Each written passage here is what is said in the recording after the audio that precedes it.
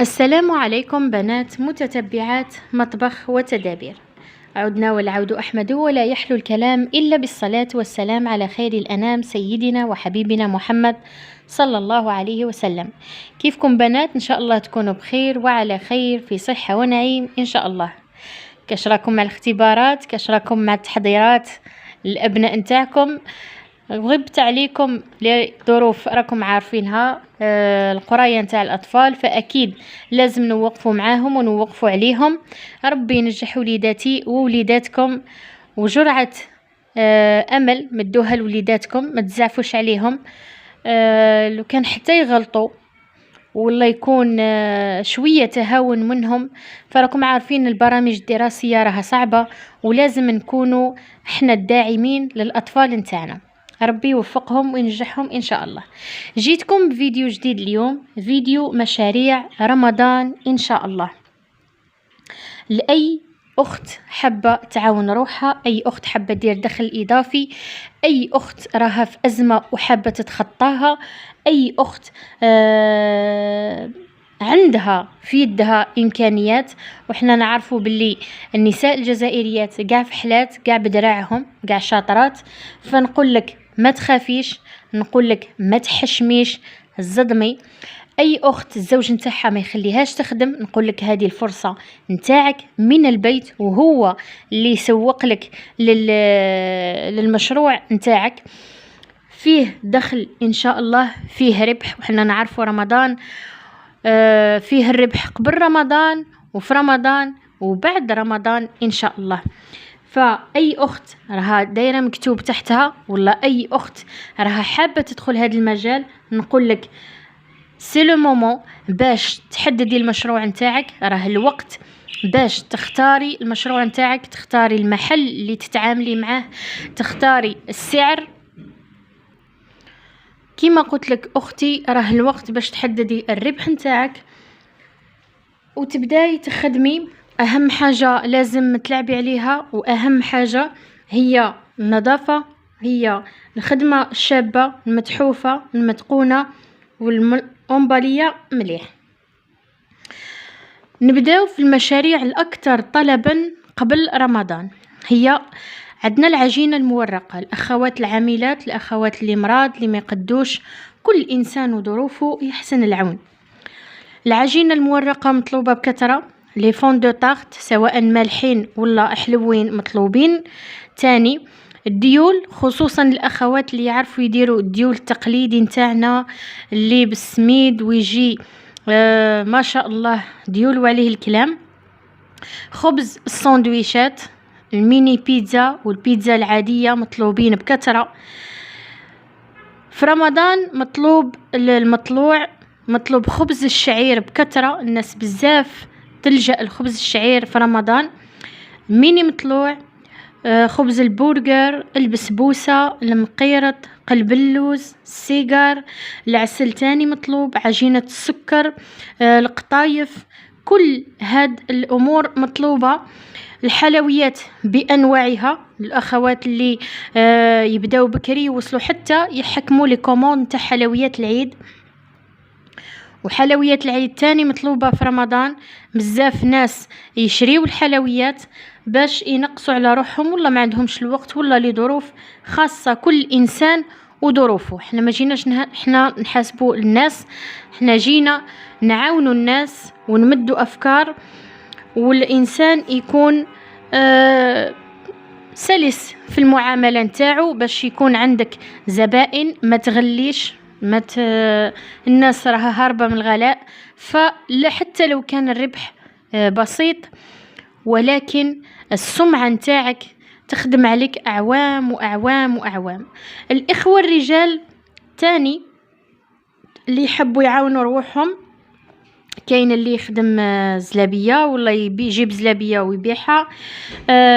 الإخوة اللي مور الفطور يديروا المرقاز مشوي، الكبدة بلا صوص، لي ساندويتش، البطاطا مقلية. احنا نعرفوا باللي الرجال مور الصلاة يخرجوا يقصروا، فهذه فرصة للرجال كذلك أنهم حتى هم يدعموا الدخل نتاعهم، خصوصا الإخوة اللي عندهم الدخل ضعيف ولا قليل. ففرصة حتى هم باش يدعموا هذا الدخل ويكون عندهم دخل إضافي. يخدموا هاد الأشياء. كما قلت الرجال يخرجوا يقصروا، كاين اللي أصلا كي يفطر ما يقدش ياكل، من بعد نفتح له لابيتي فيبقى يشري من برا الماكلة. المحلات يفتحوا ويعود النشاط في الليل أكثر من النهار.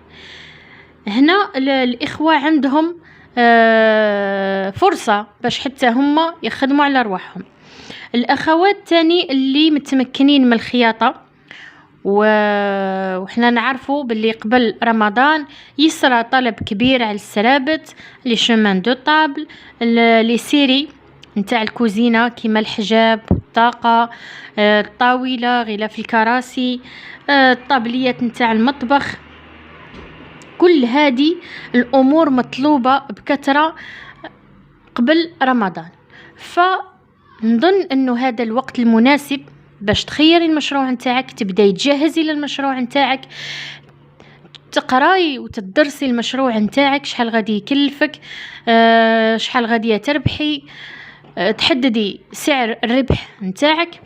أخوات بزاف يخدموا المشاريع في رمضان، إخوة كذلك بزاف يخدموا هاد المشاريع في رمضان، ورا فيها ربح وفيها باب رزق كبير.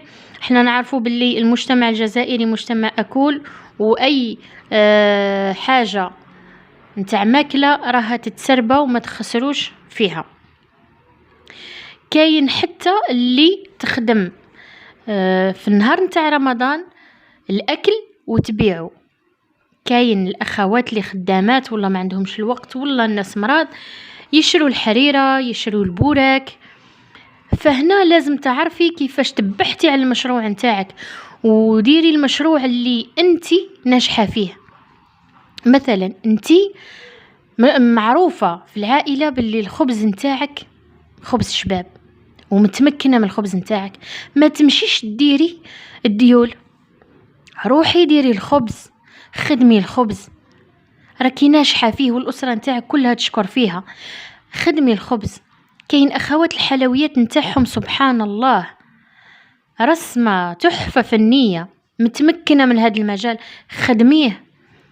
لي طاغ تاني مطلوبين في رمضان، الناس تمشي تزور الأهل والأقارب نتاعهم يدو حلا طاغت في يديهم. لي طاغ تاني مطلوبين في رمضان.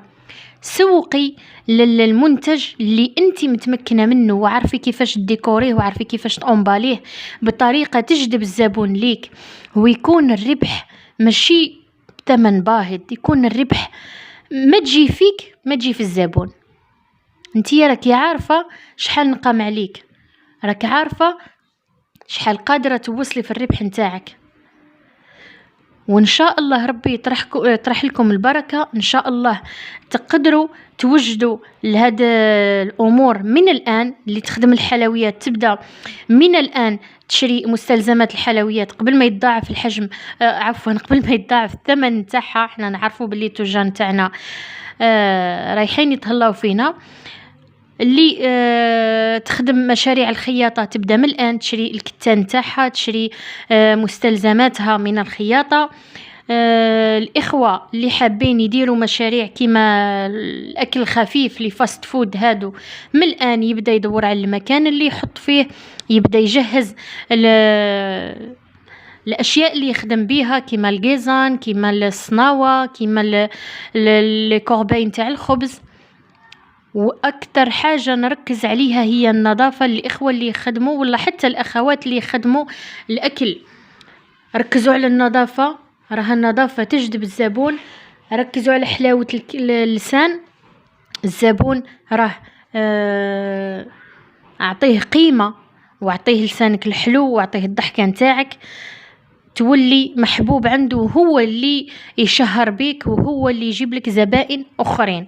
فهاد النقطة مهمة جدا. الأخوات اللي يخدموا من المنزل ويتفاهموا مع المحلات، كوني سلسة في المعاملة، تكون المادة اللي راكي تقدميها ولا الشيء اللي راكي تقدميه متحوف، متقون، مأمبالي، مخدوم، خدموا بنية، خدموا بإتقان، بحب. وإن شاء الله المشاريع نتاعكم تنجح، وإن شاء الله يكون باب رزق تفرحوا به، لأنه التعب في رمضان كما نعرفوا مش سهل، مش شي كل الناس قادرة تدير مشاريع في رمضان. يحسن العون الإنسان، الناس راها كاين اللي مريض، كاين اللي ما يقدش، كاين اللي غلبه رمضان، كل إنسان وظروفه. ولكن هذا لا يعني أنه تفشلي، خدمي خدمة مليحة ترجع لك بالفائدة. حضري الضمير نتاعك كي تكوني تخدمي، ما تنقصيش في المواد وطلبي السومه نتاعك. الناس كي تذوق راها تعرف الفرق بين هاد الحاجه وهاد الحاجه، وعلاش هذه شويه زايده في السومه، لانها مخدومه كيما نقولوا حنا على طريقها واصولها. والانسان ذواق ويعرف انه يستاهل هذا المبلغ من المال. كان هذا الفيديو نتاعي لليوم، شاركتكم أهم المشاريع اللي ممكن تبداوها في هذا الشهر الفضيل، أهم المشاريع اللي ممكن أن تفتح لكم باب وتكون باب رزق للجميع.